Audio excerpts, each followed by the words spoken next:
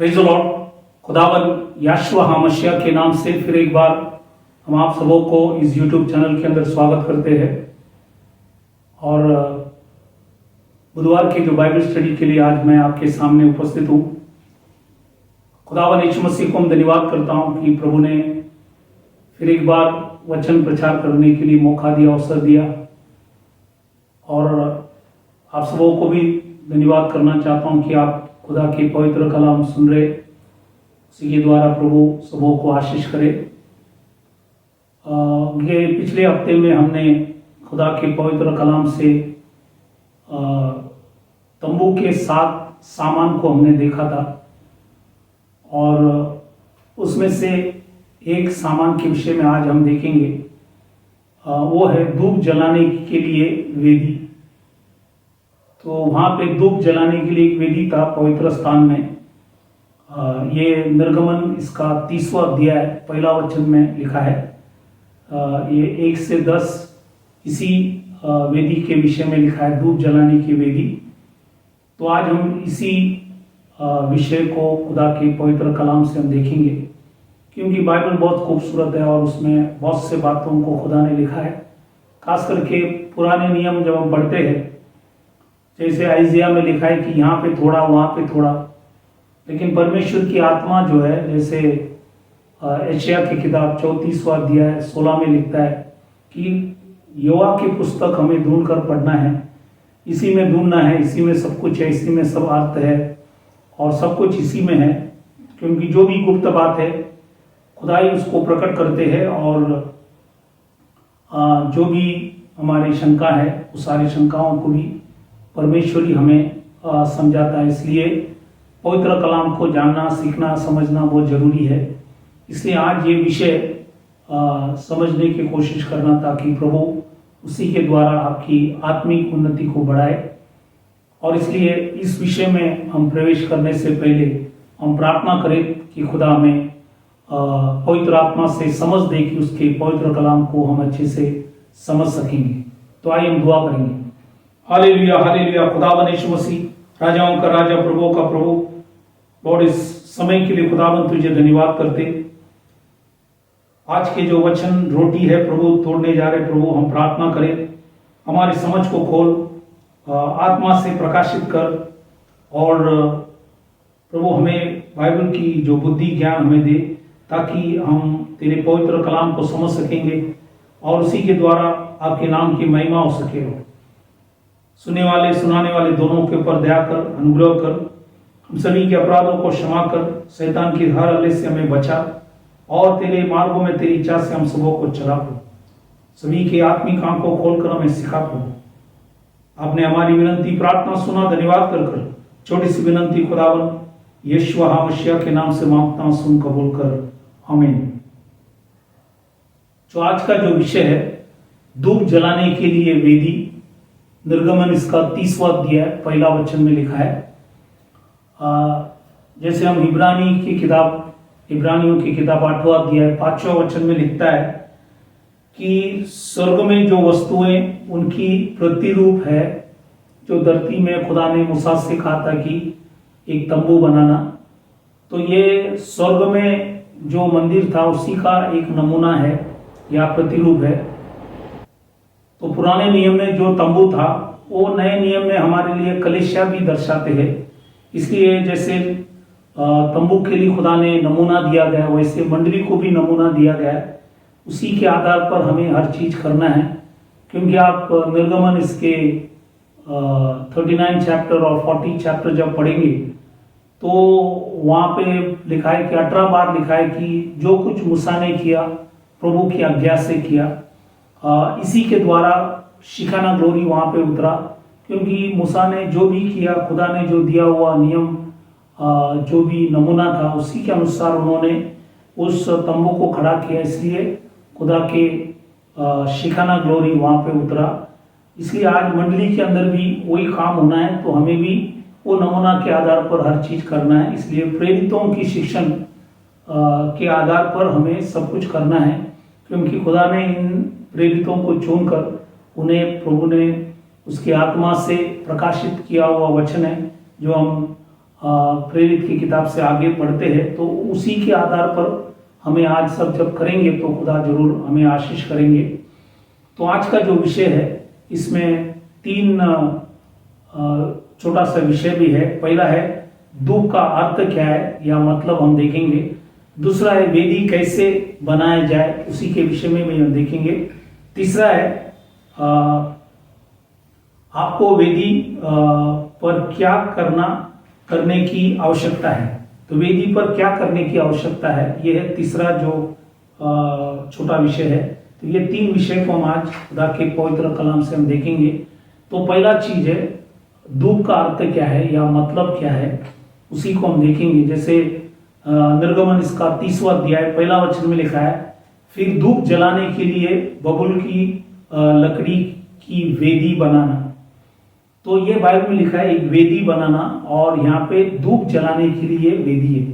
तो धूप का अर्थ क्या है, तो आज हम धूप के विषय में उसका मतलब क्या है या अर्थ क्या है। तो खुदा के पवित्र कलाम जब ढूंढेंगे, हर चीज खुदा ने लिखा है, इसलिए हम जब ढूंढेंगे तो खुदा हमें सब बातों को दर्शाता है।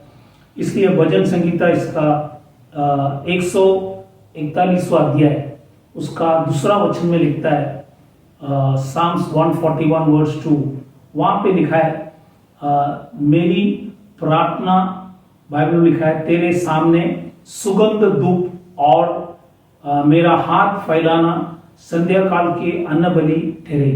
तो ये जो सुगंध धूप जो है वो है प्रार्थना।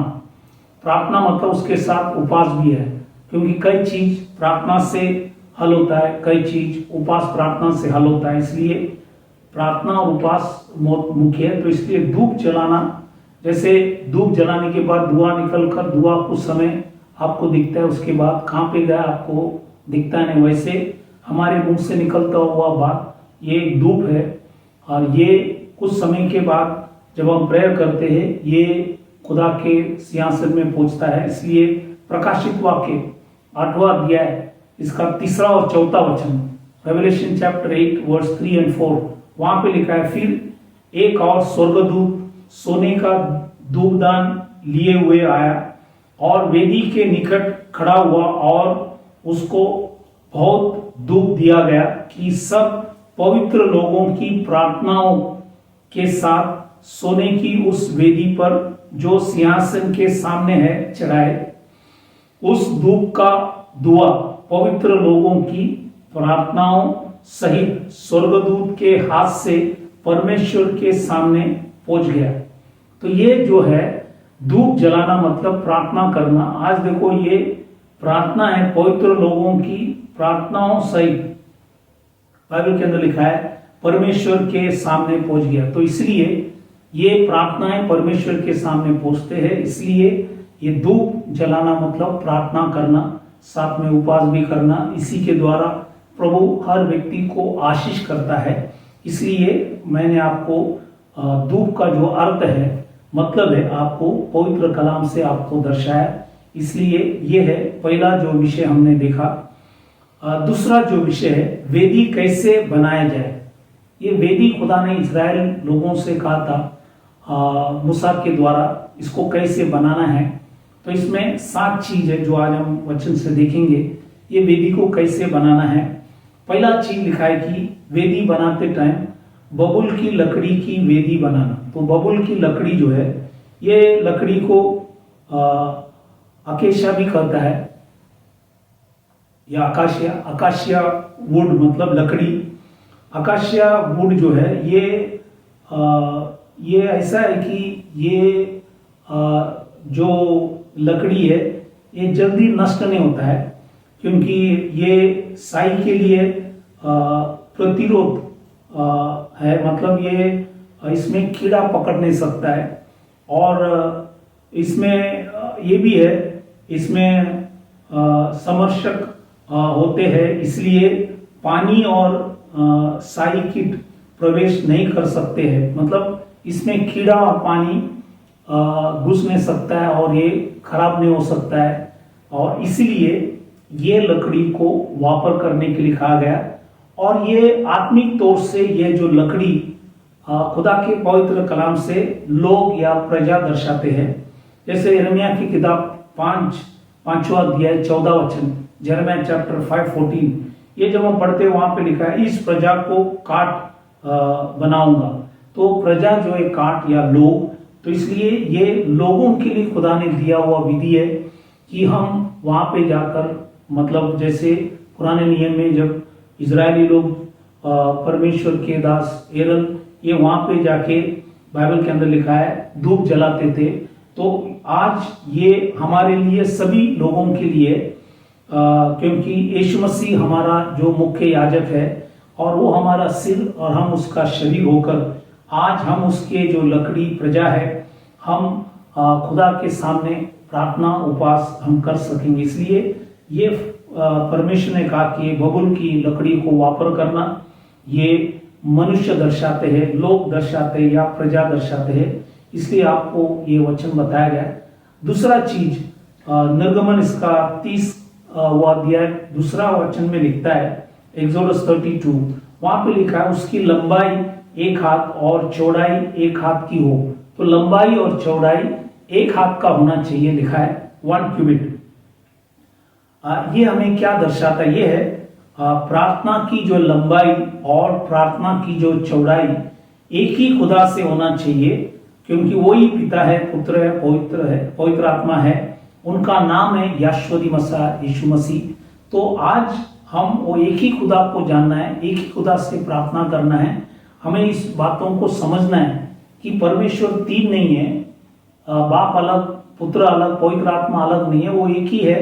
वो अलग अलग रूप में आया, उनका नाम है यशवदी मसीह। इसलिए हमारी जो लंबाई, प्रार्थना की लंबाई और प्रार्थना की चौड़ाई एक ही खुदा से होना चाहिए, वो है खुदावन यीशु मसीह। अगर हमारी व्यर्थ, अगर हम बाइबल के अंदर लिखा है स्तुति करें और मनुष्यों की विधि को सिखाए, तो प्रार्थना में कोई मतलब नहीं, संगति में कोई मतलब नहीं। इसलिए हम इस बातों को जानना जरूरी है कि हमारी प्रार्थना की लंबाई और चौड़ाई जो है एक ही खुदा से होना चाहिए। इसलिए ये है दूसरा चीज जो हमने वचन से देखा। तीसरा चीज, निर्गमन इसका 30 और उसका 2 वचन में ये लिखा है, एक्सोडस 30:2 लिखा है कि चौकोर हो। चौकोर मतलब 4 कोना होना चाहिए। ये चौकोर बाइबल में ये दर्शा रहा है, दुनिया की 4 कोना दर्शाते हैं। तो दुनिया में कोई भी कोने में रहने वाले खुदा से प्रार्थना कर सकता है, जहां भी वो रहते हैं, क्योंकि खुदा के पवित्र कलाम ही लिखता है परमेश्वर ने ही सबको अलग अलग देश पे उनको रखा। जैसे प्रेरित का किताब 17वां अध्याय 26 में लिखता है, एक्ट्स चैप्टर 17:26, उसने एक ही मूल, मतलब इंग्लिश में लिखा है ब्लड, एक ही लहू से, एक ही मूल से मनुष्य की सब जातियां सारी पृथ्वी पर रहने के लिए बनाई है, और उनकी ठहराए हुए समय और निवास की सीमाओं को इसलिए बाइबल के अंदर लिखा है बांधा है, बाइबल के अंदर लिखा है। तो इसलिए परमेश्वर ने निवास स्थान भी जो है, सीमा है, वो भी परमेश्वर ने सबों को दिया गया। सब जातियों को अलग अलग जगह पे रखा, दुनिया की 4 कोने के ऊपर रखा है। तो ये परमेश्वर ने किया हुआ है, इसलिए बाइबल के अंदर ये वचन लिखा है। और चुनाव करार में पुराने नियम के अंदर मूसा ने व्यवस्था विवरण इसका 32वां अध्याय 8वां वचन, ड्यूटरमी चैप्टर 32:8, वहां पे भी लिखा है, जब परम प्रधान ने एक एक जाति को नीच नीच भाग बांट दिया और आदमियों को अलग अलग बसाया, तब उन्हें देश देश के लोगों के, बाइबल के अंदर लिखा है, सीमाएं इजरायलियों की गिनती के अनुसार ठहराई। तो जो सीमा है परमेश्वर ने ठहराया। आदम की सब बच्चों को खुदा ने उस समय से सब जातियों को, बाइबल में लिखा है कि परमेश्वर ने नीच नीच भाग बांट दिया है। ये सब परमेश्वर ने किया है। इसलिए दुनिया की चारों कोने में खुदा ने लोगों को रखा है, और इसलिए ये वेदी को 4 कोना होना चाहिए। इसलिए लिखा है चौकोर हो, ये वेदी चौकोर हो, 4 कोना हो। इसलिए मैंने वचन से बताया। इसलिए हर कोने में रहने वाले खुदा से दुआ कर सकता है, प्रार्थना कर सकता है, खुदा को पुकार कर सकता है। कोई भी काम के भी हो, चाहे गोरा हो, काला हो, कोई भी हो, काम के भी हो, गरीब हो, अमीर हो, कोई भी जात धर्म भेदभाव ऊंच नीच कुछ नहीं है परमेश्वर के सामने। उस सबों की विनती प्रार्थना सुनते हैं। लेकिन हम सच्चा खुदा को जानना है कि मनुष्य के लिए उद्धार करने के लिए एक ही व्यक्ति है जिसका नाम है यहोशुआ मसीह यीशु मसीह। उन्हीं से जब प्रार्थना करेंगे तो प्रभु हमारे सब समस्या को हल करने के लिए योग्य खुदा है। इसलिए लिखा है कि ये चौकोर हो, चार कोना हो, इसलिए कोई भी व्यक्ति कोई भी दुनिया की कोने से उसको पुकार कर सकता है और खुदावंद यीशु मसीह उनका विनती सुनने के लिए योग्य खुदा है।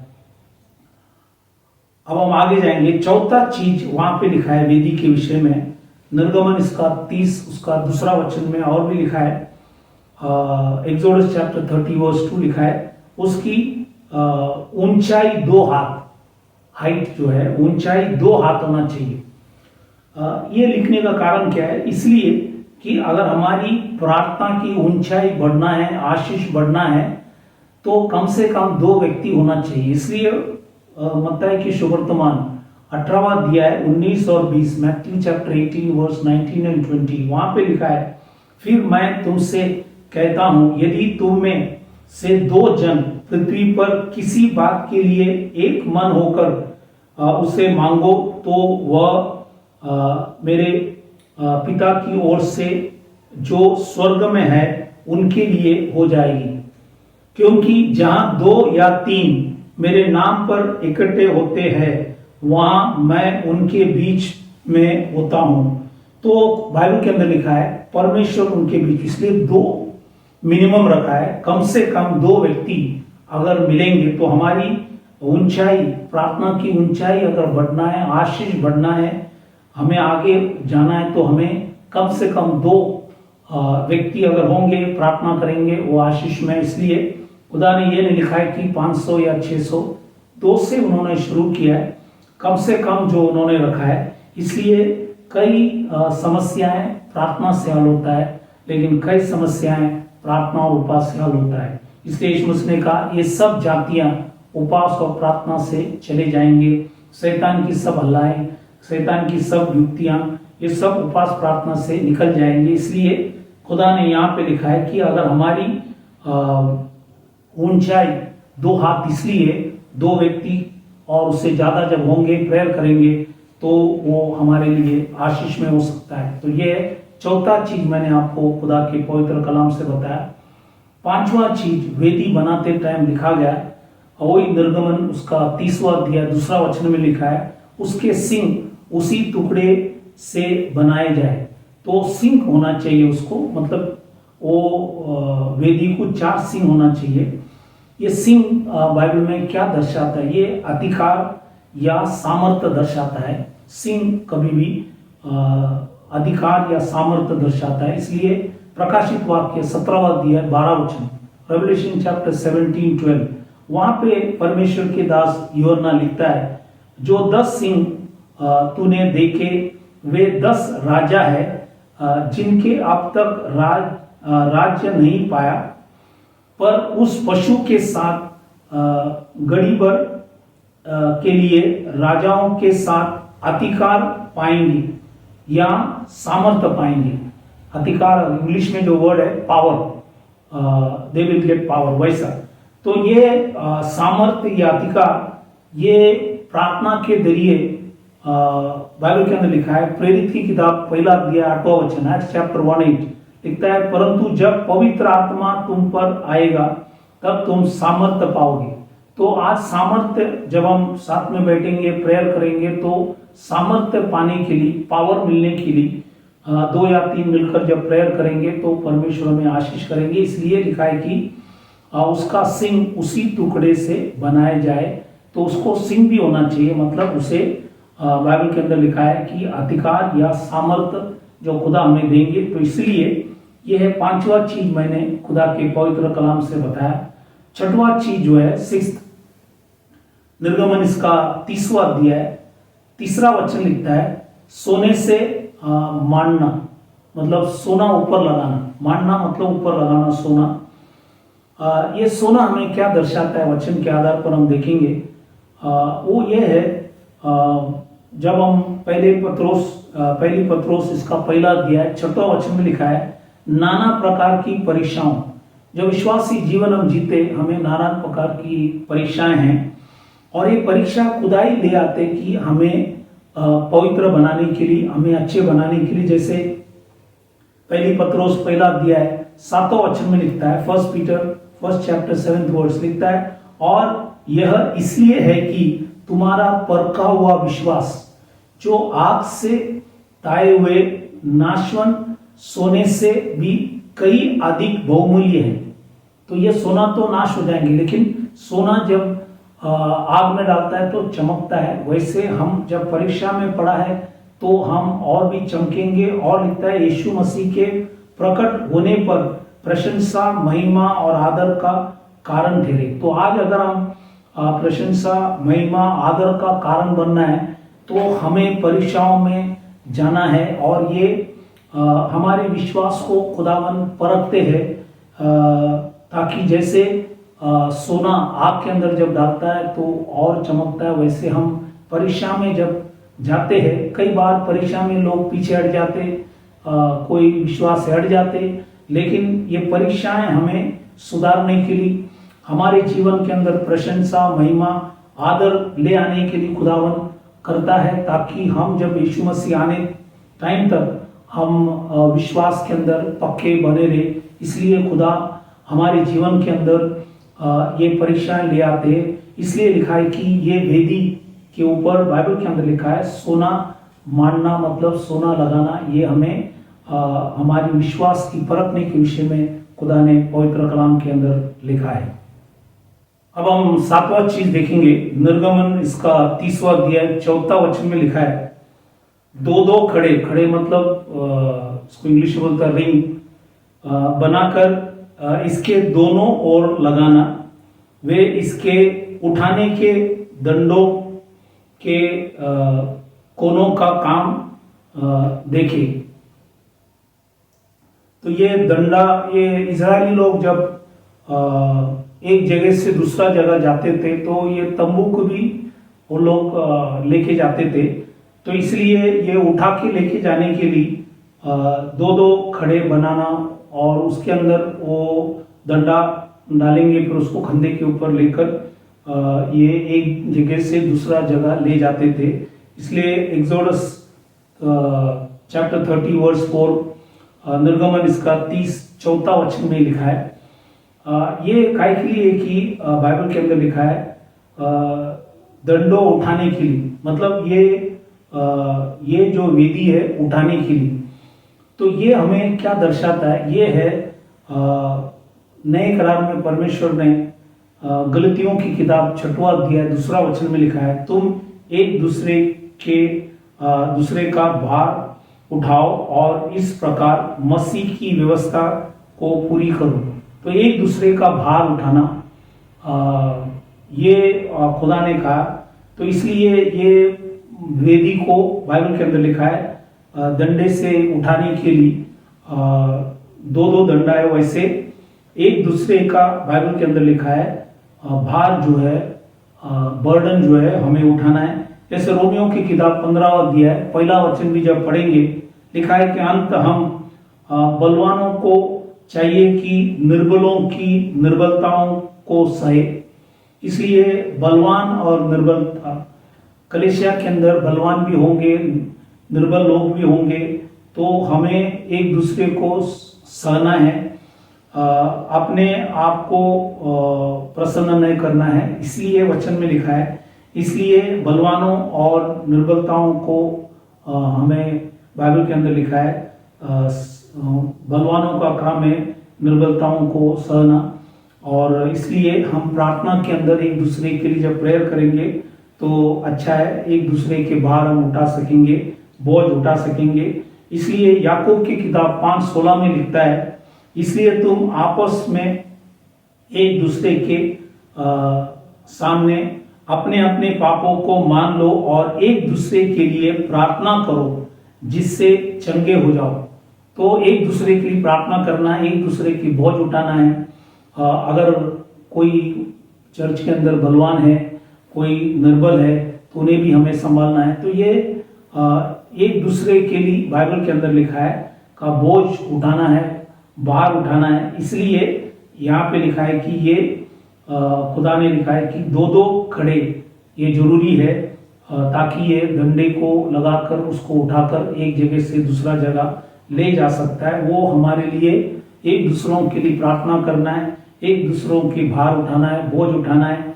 और बाइबल के अंदर लिखा है उसी के द्वारा एक दूसरे के लिए जब हम प्रार्थना करेंगे वो चंगा भी हो जाएंगे। तो ये 7 चीज मैंने आज यहाँ पे बताया कि वेदी कैसे बनाना चाहिए। 7 चीज हमने देखा। पहला चीज बबुल की लकड़ी होना चाहिए, वो मनुष्य दर्शाता है। दूसरा चीज हमने कहा कि लंबाई और चौड़ाई एक हाथ, वो एक ही खुदा से हमारी प्राय होना चाहिए।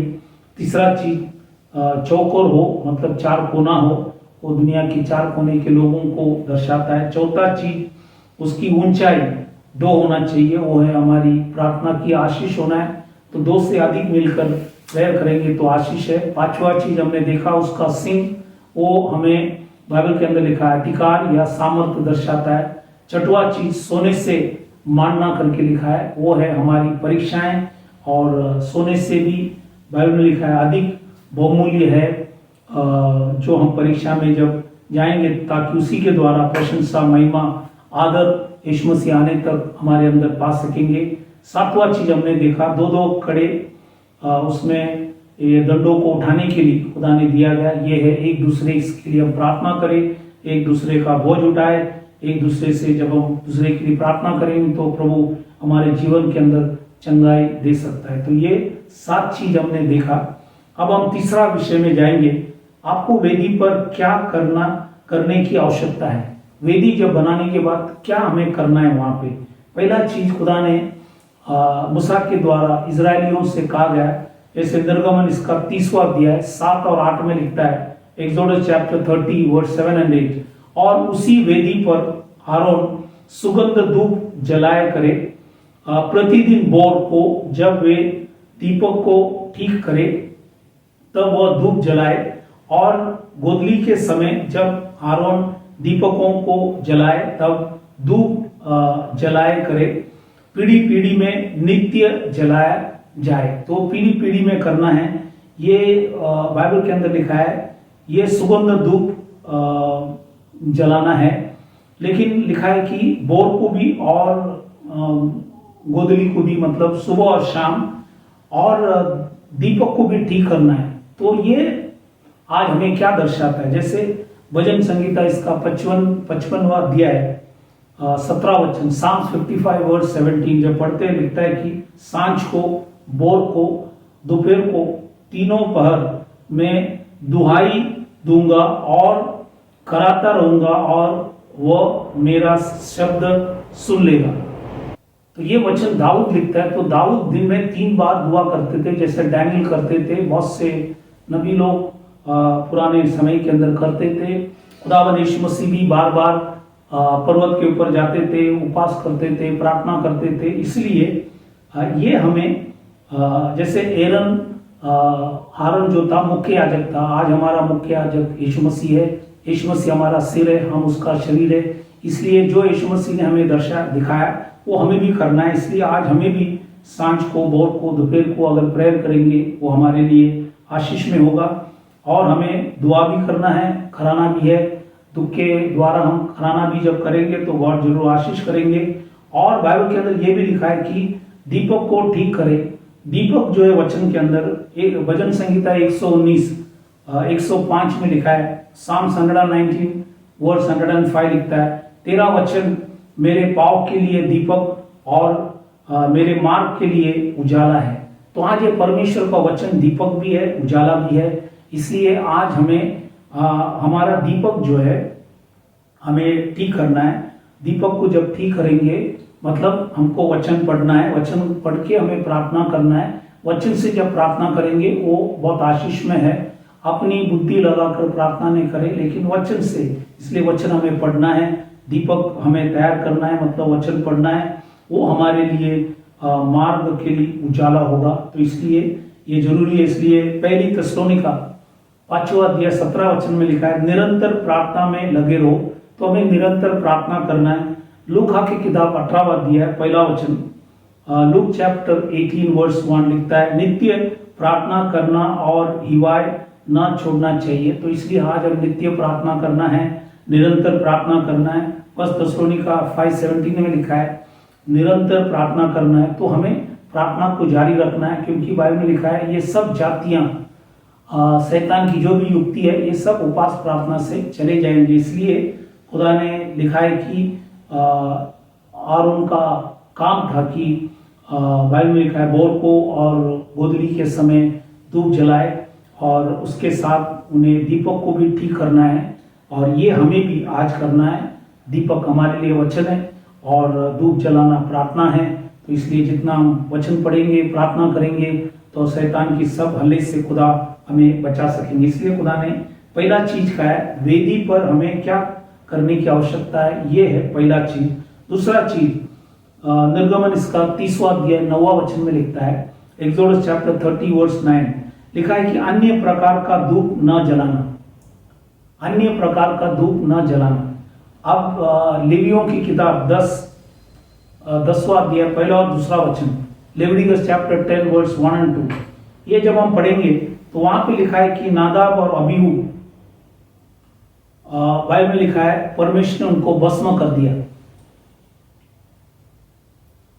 नादाब और अबीहू को परमेश्वर ने भस्म कर दिया। क्यों? क्योंकि उन्होंने अन्य प्रकार का धूप जलाना। इसलिए वचन में लिखा है कि अन्य प्रकार के धूप जलाना, जैसे अन्य लोग अन्य देवताओं को मानते हैं, उसी समान अन्य धूप जलाना नहीं। अन्य मतलब यह है, निर्गमन इसका 30वां अध्याय 34 से 38 वचन जब पढ़ता है, एक्सोडस चैप्टर 30 वर्स 34 टू 38, यहाँ पे खुदा ने जो सुगंध धूप जलाने के लिए जो कैसे उसको तैयार करना है, उसके विषय में निर्गमन इसका 30वां अध्याय 34 से 38 वचन जब हम लोग पढ़ते हैं, तो खुदा ने हर चीज यहाँ पे लिखे रखा है। इसलिए लिखा है कि वहां पे 4 चीज है जिससे वो बाइबल के अंदर लिखा है वो सुगंध द्रव्य बनाना जो है। पहला चीज है बोल, दूसरा है नाकी, तीसरा है कुंदरू, कुंदरू है तीसरा, चौथा है शुद्ध लोबान। तो ये 4 चीज जो है इसी के द्वारा बाइबल के अंदर लिखा है बाइबल के अंदर लिखा है वो सुगंध चीज वहां पे बनाना है। और 38 वचन जब हम पढ़ता है 38, वहां पे लिखा है जो कोई सुगने के लिए उसके समान कुछ बनाए वह अपने लोगों में से नष्ट किया जाए। तो उसी का समान कोई भी बनाना भी नहीं और उसमें अपने कल्पना से कुछ करना नहीं। अगर अन्य प्रकार का धूप अगर होगा तो परमेश्वर उसको स्वीकार नहीं करेंगे। और एरन की बेटे नादाब अबीहू वो करने से जो खुदा के दृष्टि में योग्य नेता उन्होंने किया, इसलिए परमेश्वर ने उनको बाइबल में लिखा है भस्म कर दिया। इसलिए हमें वचन को अच्छे से जानकर हमें प्रेयर करना है, वचन के आधार पर करना है। कोई भी अन्य प्रकार के धूप हमें जलाना नहीं, उसी से लोग नष्ट हो सकता है। इसलिए हम इस बातों को भी ख्याल करें। ये दूसरा चीज है जो वेदी पर क्या करने की आवश्यकता है, दूसरा चीज हमने देखा। तीसरा चीज जो है निर्गमन इसका 30वां अध्याय 10 में लिखता है, प्रायश्चित पीढ़ी पीढ़ी वर्ष में एक बार हारून से कहा था कि ये प्रायश्चित वहां पे करना है सभी लोगों के लिए। मुख्य याजक एरन साल में एक बार ये पीढ़ी पीढ़ी से हारून क्या करता है, प्रायश्चित करते हैं। प्रायश्चित का मतलब है माफी, परमेश्वर क्षमा करते हैं, माफ करते हैं ताकि हम पवित्र बने, हमारे गलतियों को अपराधों को क्षमा करते। इसलिए पहला यूहान 2 अध्याय 2 वचन, 1 जॉन चैप्टर 2 वर्स 2, वहां पे लिखा है और वही हमारे पापों का प्रायश्चित है और केवल हमारे ही नहीं वरन सारे जगत के पापों का भी।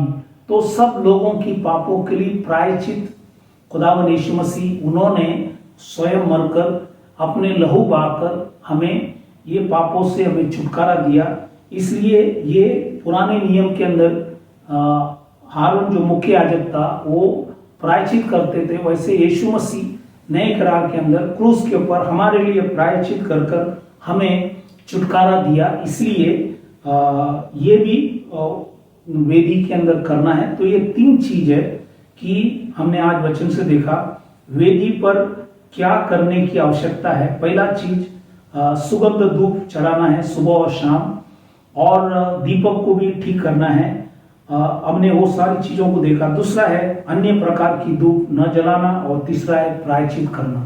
तो ये 3 चीज आज हमें यह दर्शाता है कि हम भी विश्वासी बनकर हमें भी सुबह शाम प्रार्थना करना है, दीपक जलाना है, मतलब वचन पढ़ना है, ताकि वो हमारे लिए उजाला है, वो हमें प्रकाशित करेंगे।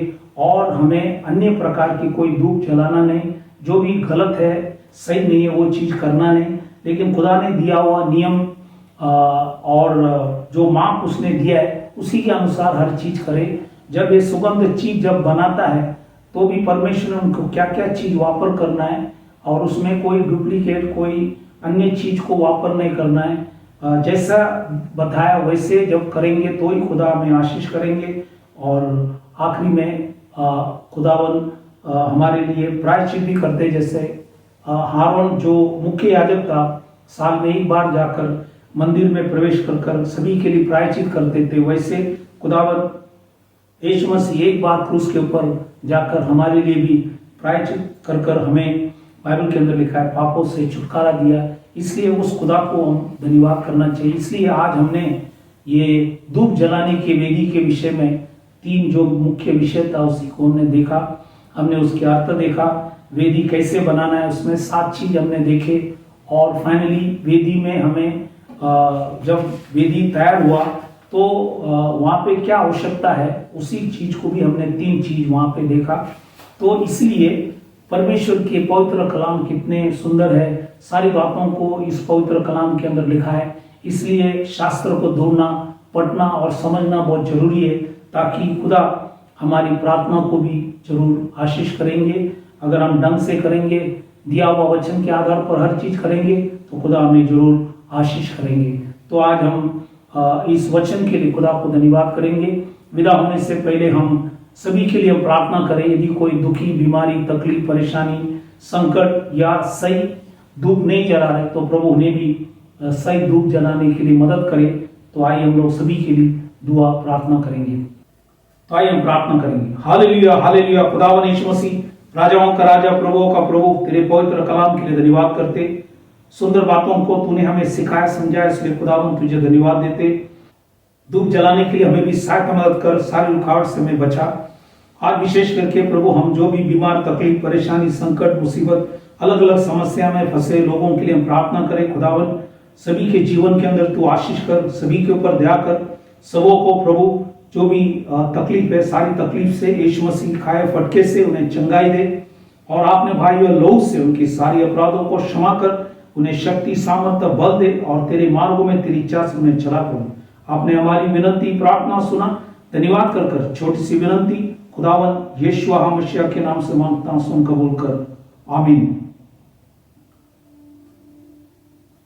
तो आज के संदेश के लिए खुदा को हम धन्यवाद करते, और आप सभी लोगों को भी धन्यवाद करते कि आप सुन रहे। यदि आपको अच्छा लगा तो आप इसी को शेयर भी करना, ताकि और भी लोग इस सच्चाई को जाने और प्रभु के नाम की महिमा, स्तुति, आराधना कर सके। तो सारा आदर सम्मान हम प्रभु खुदावन यीशु मसीह को देते। प्रभु का महिमा हो। Thank you very much. God bless you. Praise the Lord.